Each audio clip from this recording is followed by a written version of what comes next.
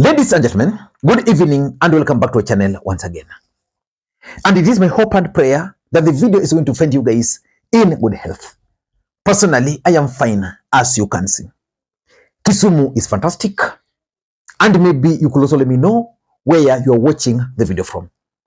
The county or the country, in case you are out of the republic. And for this particular video, ladies and gentlemen, let me know whether you come from either Kisii County or Maraga County, because there's a question I'm going to ask you at the end of this video. Ladies and gentlemen, the 2027 politics is taking shape already. And so far, we can easily conclude that Raila Odinga is likely to support William Ruto's re-election bid in 2027, unless he's going to bolt out the way he did with the CAN. And we can also safely say that Fred Matiang'i, Kalonzo Musyoka, and Rigathi Gachagua are likely to be in one camp. But there's also the emergence of one man, the former Chief Justice David Maraga. And for me, I've been trying to study the entry of David Maraga into the 2027 presidential elections in the Republic of Kenya. Now, before I read that determination, I want to say this.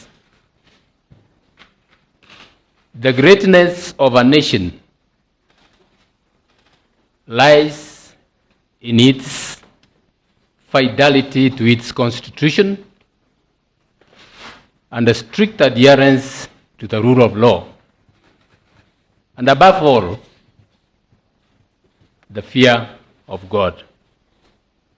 I'm thinking about it, and I'm asking you, what type of leader do you want? What type of leaders do the people of Kenya want? What are the issues that the people of Kenya should address going forward? And as I said, this is a political conversation. We are all involved in this conversation to see what can be done for the good of our country. You are given the resources that you are, to use for the welfare of the people. You take it all to yourself. Now you begin speaking a language, and some people think that some of us didn't go to school. We can't even understand the English they are talking about. They are using. We are even reading about elongation of presidential terms. People don't want to leave power. They want to stay to be in power forever. That's David Maraga. And it's now clear that David Maraga is either preparing to run for the presidency of the Republic of Kenya in 2027, or there is a strong force behind that candidature. But that candidature, if you were to ask me, is going to affect Fred Matiang'i in a very big way. So in this video, I want to explain to you guys why I strongly believe that the entry of David Maraga into the 2027 presidential elections is going to complicate the equation for Fred Matiang'i. And if Matiang'i is not careful, that's going to be the beginning of the end of his ambition of becoming the next president of the Republic of Kenya. But before we do that, for those who are watching this channel for the first time, please take a second or two, click the subscribe button so that next time we produce a video like this, YouTube will automatically notify you. And with the subscribers, I want to continue thanking you guys for your continued support, because without that support, this channel cannot be where it is. Ladies and gentlemen, without any further ado, allow me to dive in. By the way, yesterday, Ndindi Nyoro was spotted with Rigathi Gachagua's ally, the Nyandarua senator. And what were they discussing? The truth of the matter is that Ndindi Nyoro was removed as the chair of the budget committee, which begs the question, what next for Ndindi Nyoro? Do you want us to do that video? Let me know in the comment section. Ladies and gentlemen, the entry of David Maraga into the 2027 presidential election is going to have a huge political implication on Fred Matiang'i's bid. Why? Number one, David Maraga understands the electoral system in the Republic of Kenya. He was the Chief Justice, and being a Chief Justice, he automatically becomes part of the Supreme Court. In 2017, Raila Odinga petitioned or challenged the outcome of the 2017 elections in court. One of the people who followed that event, who scrutinized and made a ruling, was none other than David Maraga. What does that mean? It means David Maraga had the opportunity to understand the electoral system in the Republic of Kenya. Someone who understands an electoral system in a Republic of Kenya, someone who understands electoral system can easily challenge anybody when it comes to election. Because I'm 100% sure that when you talk of polling station, David Maraga understands it better. When you talk of rigging, he understands the strategies which were used in the last election, in the 2017 election. So the truth of the matter is that the fact that he understands electoral system, he can be a very dangerous challenger, especially when it comes to Kisii. He's a guy who can easily create silent networks on the ground. And being that he's coming from the Kisii region will automatically also means that he might have an edge over Matiangi, because as a Chief Justice, he was the president of the court, another arm of government. So that's going to work to the disadvantage of Fred Matiang'i. Number two, just like I was trying to explain to you, that the 2027 presidential elections or politics in the Republic of Kenya is already taking shape. Fred Matiang'i last year hired some Canadian firm to prospect his candidature. That firm came up with the recommendations and findings. And there has always been some gap, especially after the Gen Z protest. So Kenyans have been mentioning names of the people who they can support, especially the Gen Zs. Fred Matiang'i's name was always up there. But up to now, Fred Matiang'i as an individual is yet to declare his interest. I would have expected Matiang'i to even come here in December before going back and talk about the possibility of running for the presidency.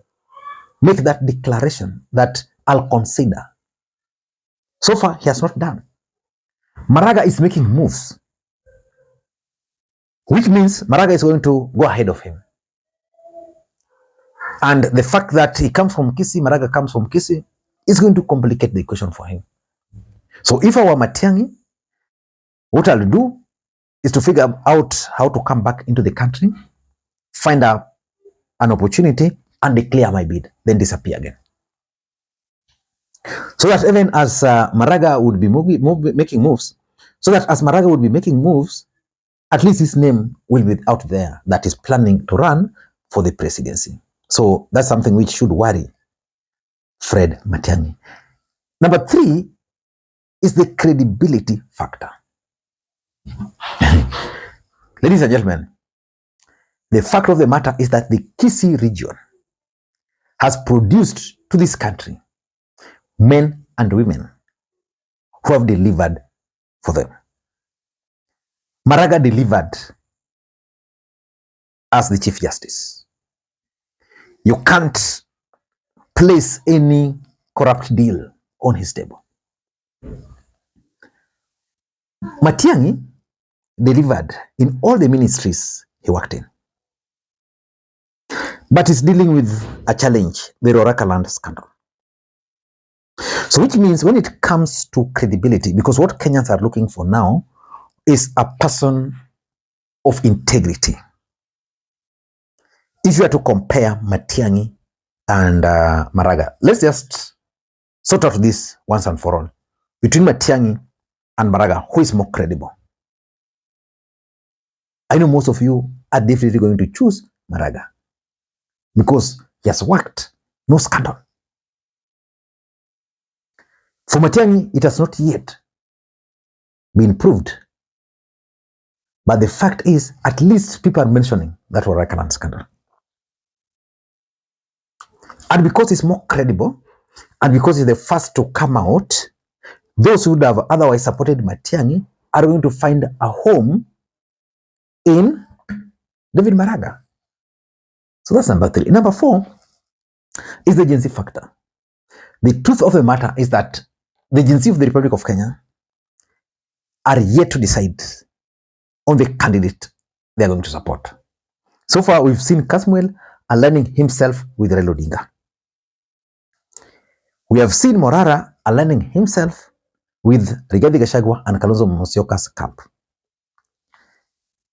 The rest are still there. They are still leaderless, tribeless, and moneyless. They've been trying to coalesce around Okiya Omtatah, another credible candidate. But Okiya Omtatah's candidature, in my view, is not clicking so well. They were so much interested in Matiangi. But Matiangi is not there now. So currently, you see them with Maraga everywhere.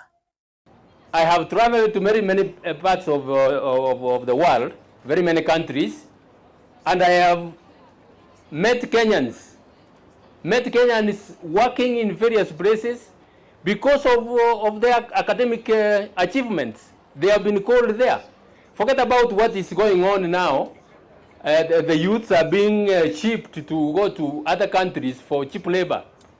We, as a country, that is not something we should be proud of. Yeah. We should enable our youth to get skills. Yeah. Those who go out should be those who go out because they want to venture. They have already skills and they want to venture. Eh? The standard that we should maintain is that our youth should be happy and consider that it is their right to be here at home. If they want to go out, that is on their own solution, without being shipped to go and render cheap labor out there. The opportunities should be created in our country, not going out there to serve in servitude in various places. These kids are making Maraga dance. An old man dancing Anguka Nai. Yeah, so which means they're funding a home.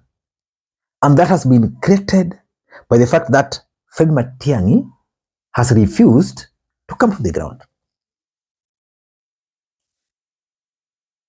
The other advantage, which is my fifth point, is the funding. I've always told you that the 2027 presidential elections in the Republic of Kenya is going to be the most expensive presidential elections in the Republic of Kenya. The most expensive. Ruto already has accumulated enough for the campaign. He has done that. Matiangi can be supported by Uhuru Kenyatta. Who else? Maraga has the goodwill, the credibility. It means Maraga, even if he doesn't have money, Kenyans can decide to support his candidature. But as a credible candidate, it means the entire civil society can pump real money in his bid. They can do that through organizing events like civic education, where people are educated, but strategically pushing the agenda of Maraga. And lastly is the Kisii factor. But I think when it comes to Kisii factor, Matiangi is already ahead because he has a team already on the ground. In fact, in Kisii, even ODM party is having a problem there currently because of Matiangi factor. But the entry of Maraga is going to affect him because even in Kisii alone, if they were to divide it, it's going to have a huge impact on the results. Until next time, this is Lee McQueen. Bye-bye.